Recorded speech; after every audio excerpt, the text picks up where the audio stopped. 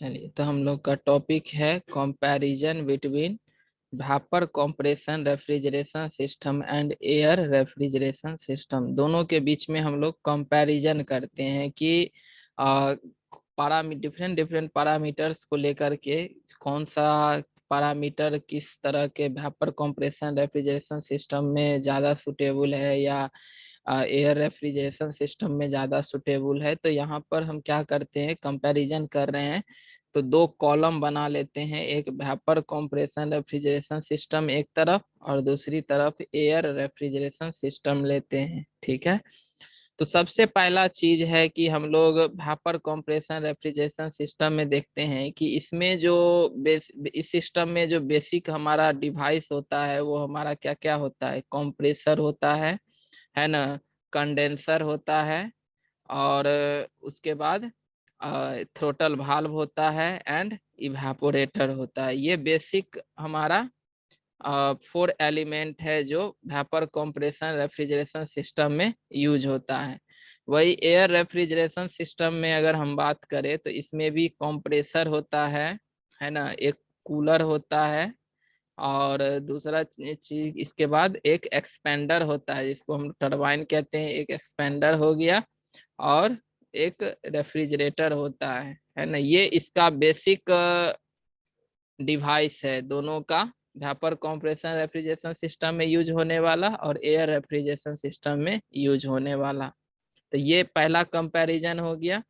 दूसरा कंपैरिजन क्या हो गया कि वेपर कंप्रेशन रेफ्रिजरेशन सिस्टम में जो हम लोग यहाँ पर रेफ्रिजरेंट यूज करते हैं, ये रेफ्रिजरेंट जनरली किस फेज में होता है, तो ये लिक्विड फेज में होता है। ठीक है। वेपर कंप्रेशन रेफ्रिजरेशन सिस्टम में रेफ्रिजरेंट जो होता है ये एज ए लिक्विड फेज में कभी लिक्विड में रहता है, कभी गैस में भी कन्वर्ट होता है। ये पूरे साइकिल में फ्लो जब रेफ्रिजरेंट करती है तो इसका डिफरेंट डिफरेंट प्रोसेस में इसका फेज चेंज होते रहता है। लिक्विड बस से गैस बनना, गैस से लिक्विड बनना, ये वेपर कंप्रेशन में होता है। जबकि हम लोग इसमें अगर बात करें एयर रेफ्रिजरेशन सिस्टम में, तो यहाँ पर रेफ्रिजरेंट के रूप में यूज होता है वो है एयर, है ना। और इस पूरे एयर में इसका कहीं भी फेज चेंज नहीं होता है। तो एक कंपैरिजन हम लोग यहाँ भी कह सकते हैं कि इसमें रेफ्रिजरेंट का जो है फेज चेंज होता है। ठीक है, वेपर कंप्रेशन रेफ्रिजरेशन में। और इसमें एयर यूज हो रहा है। एयर एक तरह का क्या है, आइडियल गैस है ना। इसको आइडियल गैस के रूप में हम कंसीडर करते हैं। इसमें कोई फेज चेंज जो है इसका नहीं होता है, नो फेज चेंज। दूसरा कंपैरिजन हो गया। तीसरा कंपैरिजन हम लोग इसमें कर सकते हैं कि जो वेपर कंप्रेशन रेफ्रिजरेशन सिस्टम का जो साइज है वो स्मॉल साइज का होता है for given capacity of refrigeration. मतलब सेम अगर रेफ्रिजरेशन अगर हम दोनों साइकिल से प्राप्त करना चाहते हैं, सेम रेफ्रिजरेटिंग इफेक्ट प्राप्त करना चाहते हैं, तो साइज में देखेंगे कि वेपर कंप्रेशन रेफ्रिजरेशन जो है वो स्मॉल साइज का होगा, जबकि इसमें जो साइज होगा वो कंपैरेटिवली लार्ज साइज का होगा गिवन रेफ्रिजरेशन के लिए। ठीक है। इसमें रेफ्रिजरेशन कैपेसिटी को सेम रखेंगे तब वेपर कंप्रेशन का साइज स्मॉल और एयर रेफ्रिजरेशन का साइज बड़ा होगा, लार्ज होगा। ठीक है। चौथा कंपैरिजन अगर हम लोग करें तो इसमें जो हीट का कूलिंग जो होता है वेपर कंप्रेशन में, कूलिंग जो होता है वो लैटेंट हीट ट्रांसफर से कूलिंग होता है। जैसा कि हम जानते हैं इवेपोरेटर में कूलिंग होता है वेपर कंप्रेशन में, तो इवेपोरेटर में लैटेंट हीट की ट्रांसफर होती है। और जबकि इसमें हम लोग बात करेंगे तो इसमें जब रेफ्रिजरेंट रेफ्रिजरेटर से पास करता है तो वहां भी वो सेंसिबल हीट को ही गेन करता है। ठीक है। क्योंकि इसमें फेज चेंज होता ही नहीं है तो लेटेंट हीट के जैसा कॉन्सेप्ट तो इसमें आएगा ही नहीं।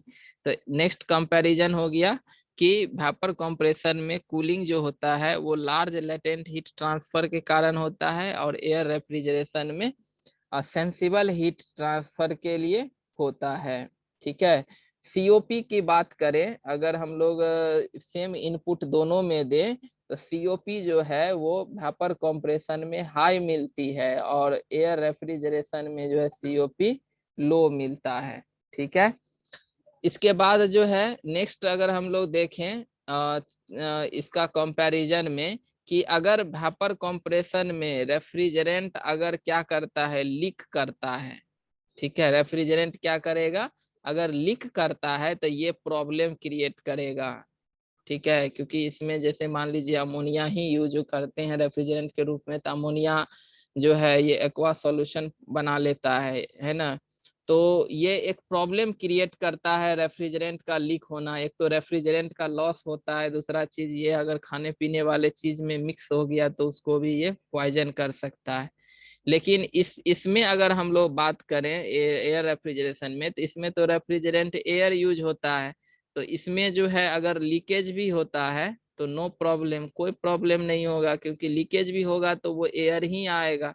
और एयर तो किसी तरह का पॉइजन तो है नहीं, ये हमारे हेल्थ के लिए कोई खराब चीज तो है नहीं, तो इसीलिए इसमें लीकेज जो है कोई प्रॉब्लम क्रिएट नहीं करता है।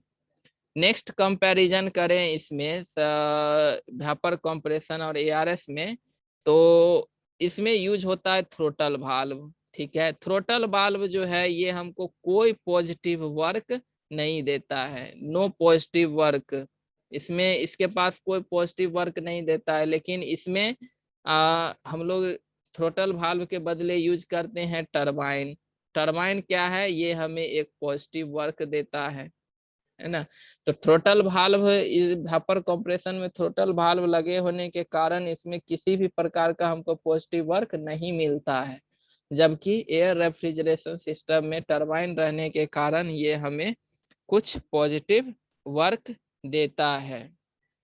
ठीक है, तो ये चीज हो गया। इसके बाद हम लोग इसका नेक्स्ट कंपैरिजन करें तो वेपर कंप्रेशन रेफ्रिजरेशन का यूज जो है वो हम लोग domestic refrigerator, ice plant, cold storage, ये सब में हम करते हैं। किसका, वेपर कंप्रेशन रेफ्रिजरेशन सिस्टम का। वाटर कूलर में भी करते हैं। जबकि एयर रेफ्रिजरेशन सिस्टम का जो यूज है इसको हम लोग एयरक्राफ्ट के लिए, एयरक्राफ्ट में जो रेफ्रिजरेशन होता है, एयरक्राफ्ट रेफ्रिजरेशन के रूप में इसका यूज करते हैं, है ना। तो दोनों का यूज भी क्या है, एक कंपैरेटिव टर्म है।